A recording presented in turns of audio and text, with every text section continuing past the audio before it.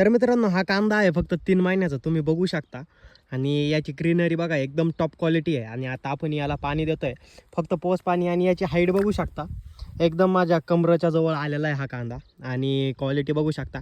याला आपण जास्त करून सेंद्रिय खतं वापरलेली आहे, रासायनिक खतांचा एकदम कमी वापर दिलेला आहे केलेला आहे. यामागचं एकच कारण आहे की जेवढं आपण ही सेंद्रिय खतं वापरू ना तेवढं आपल्याला आहे ना गळीत चांगलं भेटतं आणि क्वालिटी चांगली भेटते कांद्यांची. तुम्ही इथं कांदा बघू शकता सगळा एकदम एकसारखा आहे. आता गाठी बनवायला लागला आहे कांदा. आणि रासायनिक खतांमुळं मुळे ना कांदा टिकायला जरा प्रॉब्लेम येतो. त्यामुळे आपण ही सेंद्रिय खतं जास्त वापरतो. आणि आता आपण फक्त याला पोस पाणी देतोय.